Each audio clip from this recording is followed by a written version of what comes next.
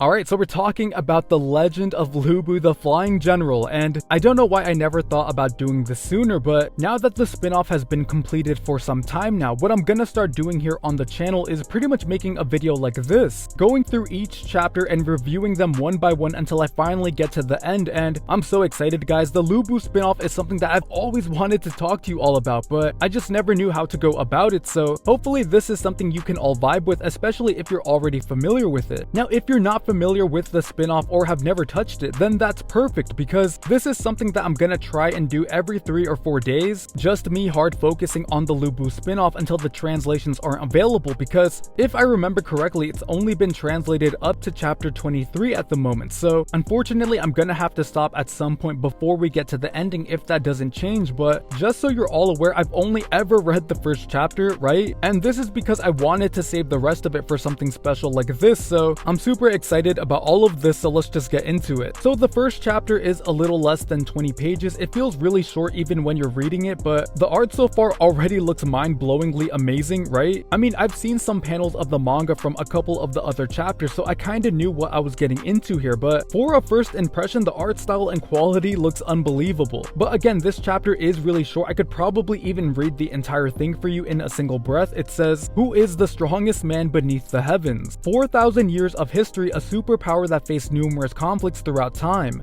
It could be said that it was built upon corpses, China. Across the ages, could any of the many emperors that ruled over men claim to hold the title of the strongest? No." Alright, so let me stop here. I love how this very indirectly references to Qin here, saying that not even Qin's strength could rival that of Lu Bu's, and I'm not sure if that was the main idea this passage was trying to deliver, but it makes it very clear that none of China's emperors, all the way from first to last, could claim the title of the strongest. Again, that is just so insane to me, considering we all saw the first emperor of China defeat the king of Helheim. That's just how strong Lu Bu is. And then it continues, it says, "Bloodline is irrelevant. Instead, one must consider the valor that dwells within a man's body. A mere stroll amongst the populace strikes fear into their hearts and clears the path." And I love how epic all of this is, right? It's very reminiscent to the style of storytelling we got for Thor versus Lu Bu, where the narrator just wants to throw his praise at any time he can. I was really starting to miss this. And then it says, "Experience is irrelevant. Instead, one must consider how many heads the warrior can cleave with a single swing. Overwhelming strength lies within fear and submission." And this next part gave me chills when I read it for the first time. It says, "So I ask you, exactly who could claim that title?" And the way it starts naming all of these various Chinese warriors and legends and describing them, it's exactly like the way Hemdall was announcing Kojiro's introduction in round 3. It says, "Was it the man proclaimed to possess the ferocity of a god? The one that crushed an enemy force of 560,000 with only 30 men at the Battle of Pengcheng? The overlord of Western Chu, Jiang Yu? No." And as the chapter goes on, it only gets more dramatic. It says, "What of the invincible general who never knew defeat, Bai Qi? No. What of the soldier of fortune who was said to have taken heads by the thousands, Wei Jing? No. What of the military general whose mere presence would silence a crying child, Yang Dayan? No, no, no, no, no." So it's interesting that we're seeing Bai Qi's name said here. Bai Qi is the one who we saw mentioned at the start of chapter 59 in Record of Ragnarok. He's the general who killed over 450,000 of Zhao's army during Qin's time. But now we're getting into the best part of the chapter, where it literally takes 8 pages here to introduce the man, the myth, the flying legend himself. It says, "No objections shall be permitted. The strongest beneath the heavens in all of Chinese history. The most valorous, the most feared, most prideful warrior that all looked up to. The summit. Only one man could stand there above all others, known to his fellow man as the god of war.